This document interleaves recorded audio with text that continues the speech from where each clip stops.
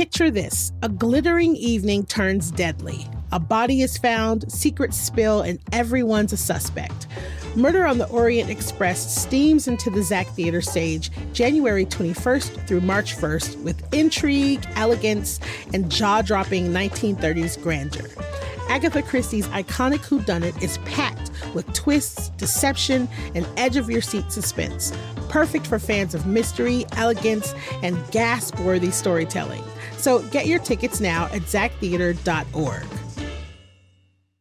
Safe Alliance is Austin's leading organization helping survivors of domestic violence, sexual assault, and trafficking escape abuse and rebuild their lives. Right now in Austin, 88 people are waiting for Safe's emergency shelter. Nearly 40 of them are children.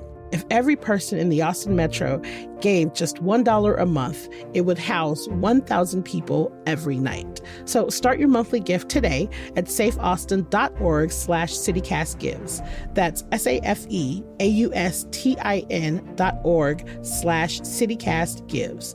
$1, huge impact.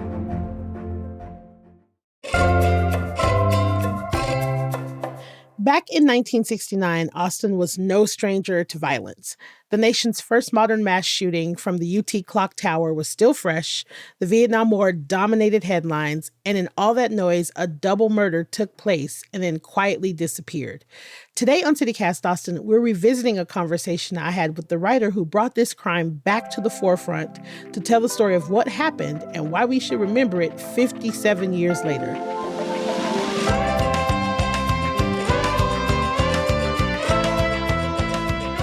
It's Thursday, January 8th. I'm Nikki Devon, and this is what Austin's talking about.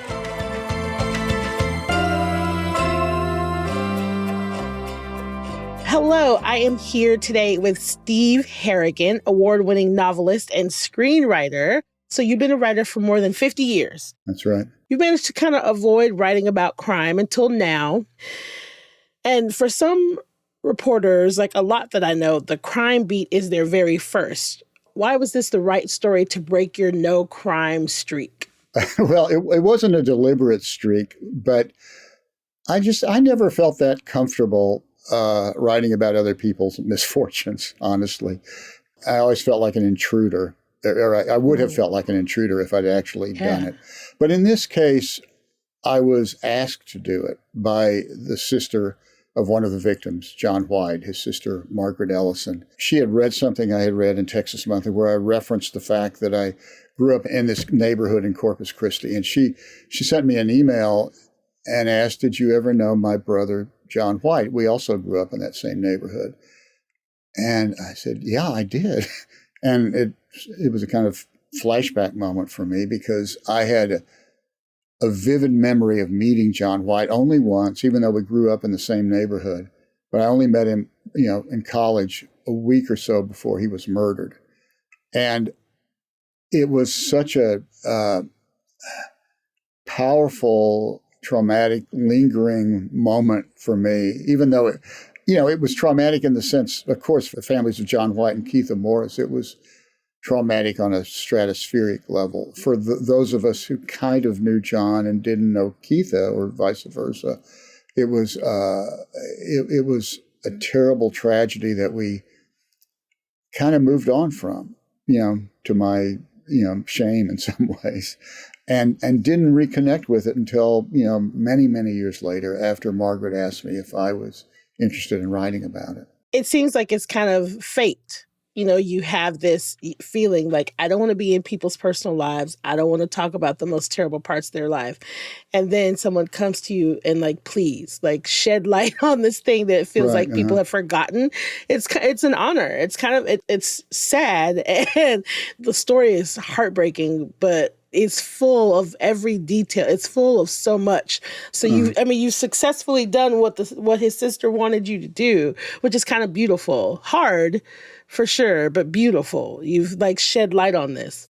Thank you. I appreciate that. I felt honored to be entrusted by both families to tell the story of John and Keitha. And that was for me, a kind of solemn obligation, not to exploit this terrible event, but to try to understand it, to to try to portray it as accurately as I could and as, compellingly as I could. And also to make the point, which I think is often forgotten, that, an event like this, a horrible event like this, doesn't just dissipate. It lingers for generations. And so a major part of the story, the reason for me for doing the story, was to try to acknowledge that fact and to acknowledge the fact that it's been 3 generations now where people are still recovering in a way from the death of someone they may not have ever known, but where there's this dark family lore that's sort of weighed on their lives ever since they were born. Right. Yeah. So let's talk a little bit about what happened. What happened to John White and Keitha Morris? Well, this happened in January of 1969, early in January of 1969. John White and Keitha Morris were 2 UT students. Both were remarkable people in almost every sense of the word. Very, very talented, ambitious young people. John had been in the Peace Corps, one of the youngest ever Peace Corps volunteers.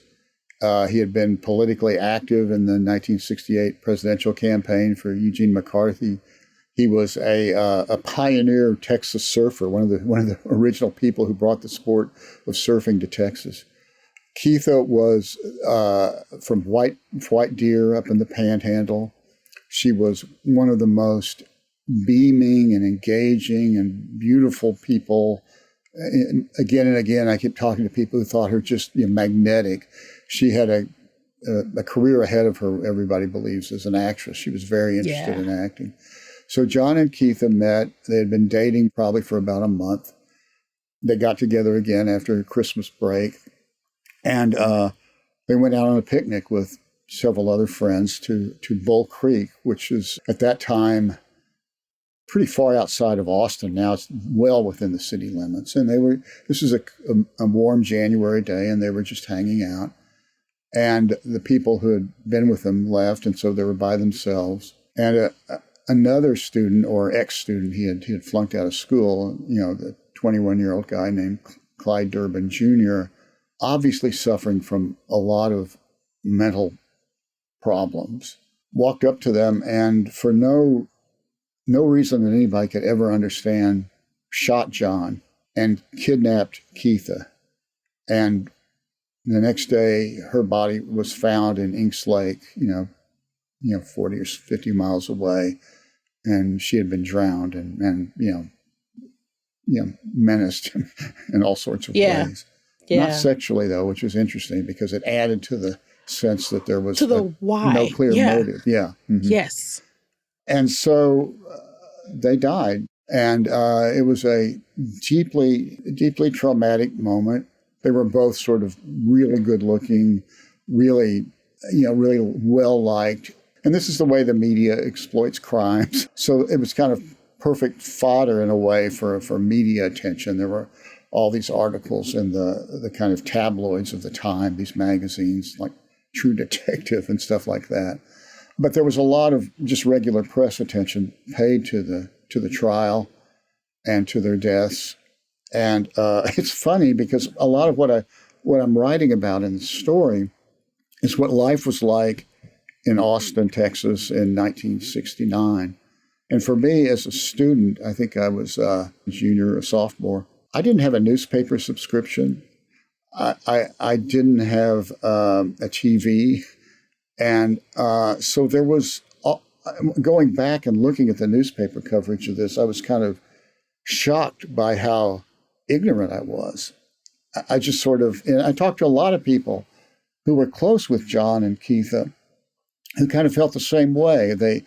Their curiosity was blunted somehow, I think just because of the shock of this incident. Today, it would be all over everywhere. You couldn't escape the information. Right. It'd be in your hand. Yeah. But then it was like you had to actually go out and search hard for information in a way that I didn't know how to do. So the crime got kind of buried in a way in people's minds. And it's only resurfaced in mine when Margaret contacted me and asked if I would be interested in writing about it. It's so interesting because I'm just on that cusp. There were no cell phones in my childhood. There were, you know what I mean? Like I come from a childhood of Encyclopedia Britannica and newspapers that my parents read. I didn't read newspapers. When I was in college, everything that I heard from word of mouth. And so I totally understand when you're in college, you're seeking out information, but in a different way. You're just trying to get through college, and your world is kind of wrapped up in this very, very tight bubble and community, especially on UT.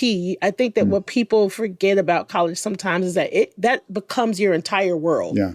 And to your point, if it was now, there was a murder here of Haruka Weiser in 2016, to your point, it's everywhere. It's in your hands. Why do you think the story isn't well known now? Well, I think for several reasons. One, unfortunately, murder isn't as rare as we might want to think. Yep. John and Keitha were, in some ways, a statistic. I mean, they were two people who were killed in a world in which people are regularly killed. It's on the headlines, one day, it's gone the next. The trial happens, the perpetrator goes to jail for a while at least, and it's off the radar. The other reason I think is more complicated, because this happened in 1969, a little over 2 years before. There was another spectacular murder when Charles Whitman went up into the UT Tower and shot 13 people and wounded 31. And then there was a mood of fatal, Kennedy had been shot in 63. There was a dark cloud hovering over the country. Martin Luther King and Bobby Kennedy had been killed the summer before. The Vietnam War was at its height. So there was just a whole lot of negative energy. And, college kids, as you said, were kind of back then sort of self-absorbed and closed off. And there were other things pushing this story off the headlines, namely the Manson murders, which happened during the trial. That's right. Okay, yeah. The Apollo moon landings, the Chappaquiddick. Lots of stuff was going on. Yeah, it's kind of like today. There's one scandal, one tragedy. Yeah. On to the next. And so there was no way for people to linger. And you can't keep up. Even in some ways for the victims, the victims' families. I think, this was before grief counseling and all that kind of stuff. Right. So I think people had to move on just for their sanity. Not to say that they weren't deeply, deeply haunted and traumatized by this event, but I don't think there was much encouragement in the culture to let's take a moment, let's really talk about what you're going through. I just think people had to find their own way through this horrible situation. Yeah. That makes sense. I just forgot until I read your article how much was going on at that time. That was a lot. I didn't have enough space in the article to mention all these things. There was a lot going on.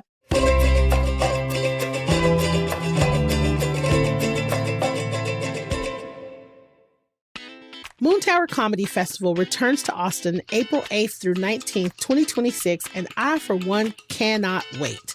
This is one of the biggest comedy festivals in North America. We're talking about a 2-week comedy onslaught with over 150 of the world's top and emerging comedians taking over downtown Austin for nonstop stand-up, podcasts, and parties, performing everywhere from fancy arena shows to the sweet, sticky floors of intimate comedy clubs. Headliners include Marc Maron, Leslie Jones, Kathy Griffin, and more. Tickets and badges are on sale now, and there are so many options to choose from. You can get a single headliner's ticket, a club badge for days of dedicated club shows, or daily wristbands, just to name a few. So go on over to moontowercomedyfest.com now to get your tickets and badges. That's moontowercomedyfest.com.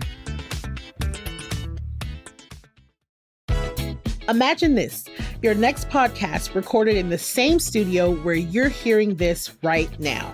That's Trick Hat Workway. Trick Hat is Austin's most hospitality-driven co-working space. And yes, they've got a pro-level podcast studio designed for creators, teams, and businesses who want high-quality recordings without the stress of hunting down space or gear.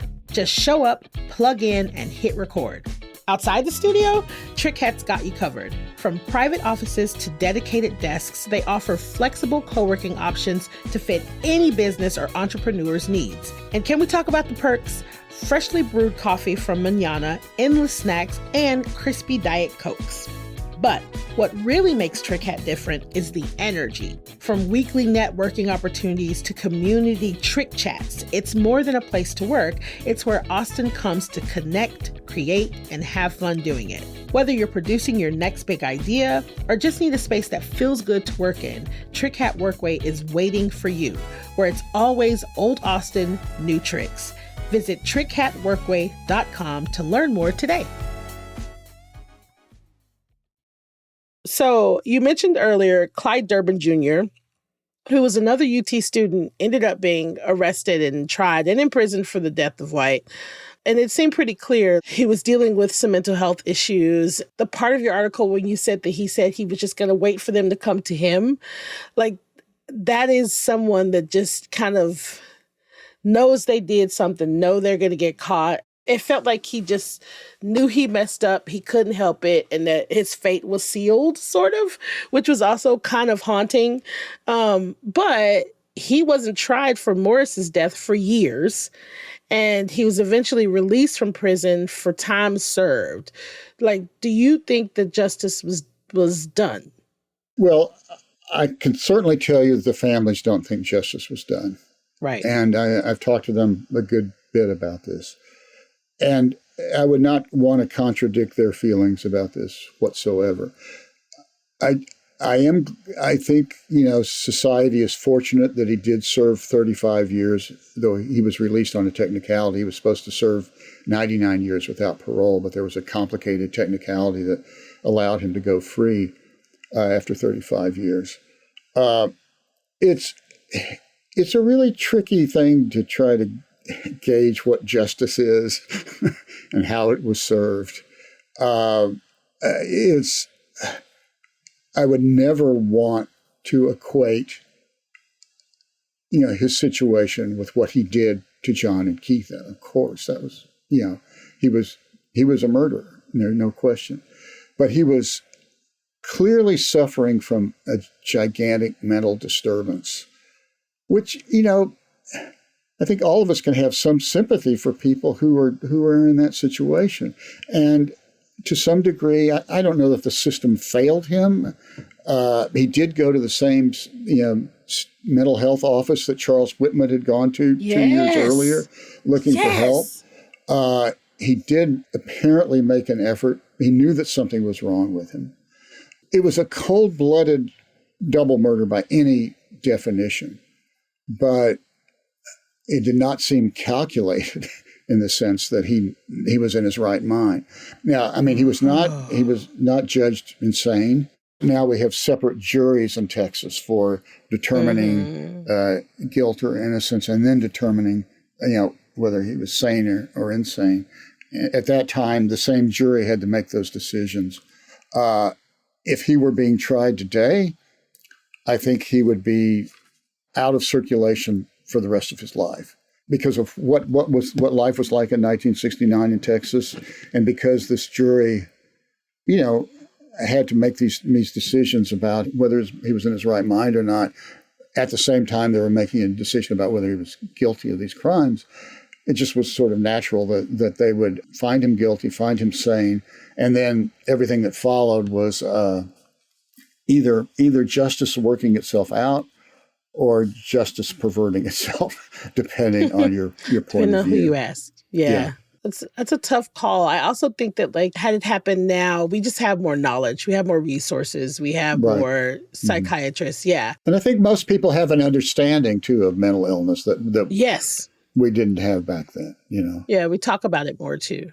Yeah, even lethal mental illnesses, lethal to other people. I mean, I think there's just a better awareness of what that is. Yeah, I agree. So the story was somewhat of an autoethnography or like a memoir. And you have a new book, which you say is part memoir, part mystery, out now, called Sorrowful Mysteries, which I love, I gotta say. I love that title a lot. Are there other parts of your past that you've been inspired to dig into as well? Yeah, this it's not exactly a memoir. What it is, this book, Sorrowful Mysteries, is a look back at Portugal in 1917, when these three children claimed to have seen the Virgin Mary at this place called Fatima.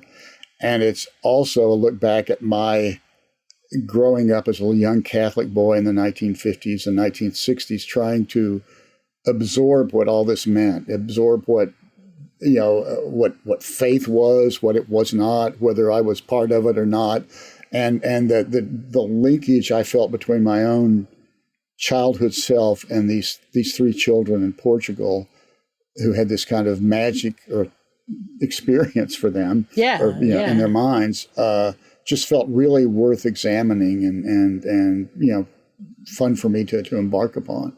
And it was the same kind of thing as writing about John and Keitha, because I was writing about two of the children died in the flu pandemic of 1918. And I visited the places where they died, the houses and the hospital. And I visited the place where, the surviving young child who became a mystic nun and lived to be 97 years old, Sister Lucia. I visited her convent in Portugal. And, you're in the presence of death and faith and mystery. And you have to, or at least I feel like I have to be, even at such a distance, even at the distance of, over 100 years, not exploiting what these children went through.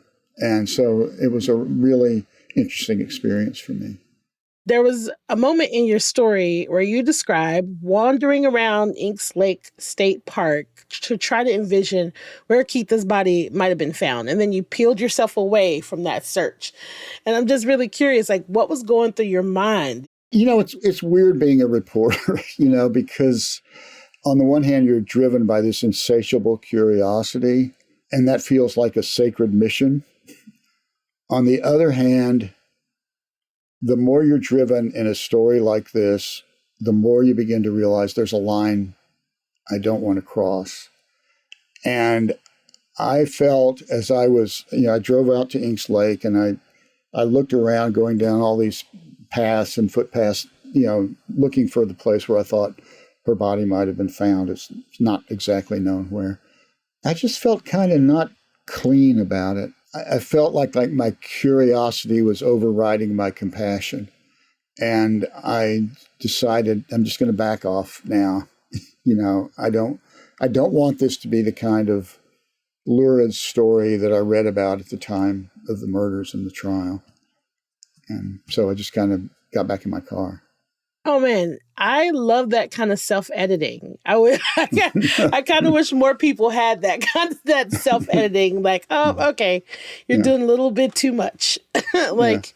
Yeah. I think every journalist has a calculation going on in their heads all the time that way. I hope they do. And for me, okay, this is just one step too far. You're a journalist and also a novelist. Right. Mm-hmm. And I'm curious what that line is and if one helps you with the other or how one helps you with the other. Because to me, outside looking in, they seem like two very distinct, different things. Mm-hmm. How does your journalism background play into being a novelist, or does it? It plays in a great deal because almost every novel I've written has involved a tremendous amount of research. So learning how to be a reporter, self-taught, has given me in some ways, the courage to call people on the phone and say, "Tell me what it's like to be an astronaut," or something like that. Yeah. Okay. I love that. Yeah. I'm pretty shy as a person, so it really took me a long time to actually become a magazine writer, because an effective one, because I was too self-conscious about calling people up. I'm pretty good at it now. And so I've learned how to find information, how to sort of sort through what I need and what I don't need. And at the core of both those enterprises is storytelling.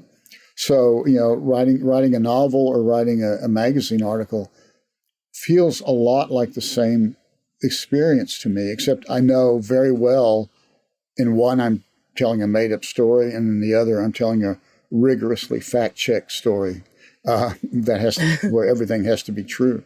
And Right. so, but those distinctions don't bother me. They don't stop me. They don't get in each other's way. It's just shaping the story, telling it as well as you can, and as in as deep a way as you can find. That's a great skill to have. I feel like that's a great skill to have, to weave stories. I love that you have both. I love that you have figured out that way because I would be weird about calling people on the phone and asking questions, and I'm extroverted and I'd still get sheepish. I'd be Right. very sheepish about it. So I love Yeah. that that's like a skill that you have. I want to switch gears and be a little nosy. You've been a writer in Austin since at least 1971, when you graduated from UT with a major in English. I think 70, maybe. 70, Anyway, okay. I don't know. I never actually saw a degree or diploma. Is Austin a good city for writers? Oh, is it ever? It was great back then, when there were, there really weren't that many published writers in Austin back then. And, it was still kind of off the edge of the map to the rest of the world. So it was really hard to get any traction, if you weren't in New York or someplace like that. But now, it's just crawling with writers, and both, in every genre. One of the great things about Austin has always been true, I think, is that there's a sense of, a rising tide floats all boats, so people aren't angry at anybody else's success. They're thrilled by it, and there's a sense of comradeship and fellowship that transcends any sort of instinctive competition that you might feel. And so it does feel like a community here. I belong to a group that meets every month or so that Brian Burrow started, a great writer in Austin. It's just a bunch of people getting together to talk shop. And it's really invigorating. How do you do this? How do you do this kind of story? What if you wanted to write a screenplay? How would you do it? That kind of stuff. And it's, writing is a lonely profession.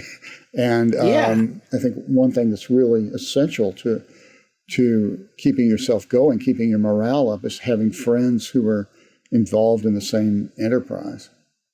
Yeah. So they get that loneliness a little bit better than most people would, for sure. Yeah. What is your favorite place in town to write? Like, where do you go in town where you're like, yes, I'm feeling inspired. I want to work. Well, I don't go anyplace. I just stay home. That is a fair answer. I have an office in the backyard, and I inspired is the wrong word to use. I go there every day and I punch the clock and hope that I can write a decent paragraph, and that's, if you wait for inspiration, as many writers will tell you, you'll never get anything written. So you just have to kind of slog through and hope that in retrospect, what you've written sounds inspired, even if it wasn't.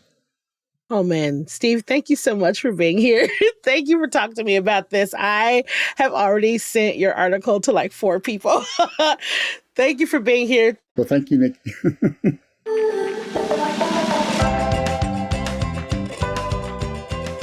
That's all for today here on CityCast Austin. You can find links to Stephen's reporting in our show notes. If you enjoyed the show, of course, tell your friends, rate our show, leave us a review, and subscribe to our Hey Austin newsletter. And if you really love us and you love stories like this and you want to hear more, support us. Become a neighbor today at membership.citycast.fm. We'll be back tomorrow morning with more news from around the city.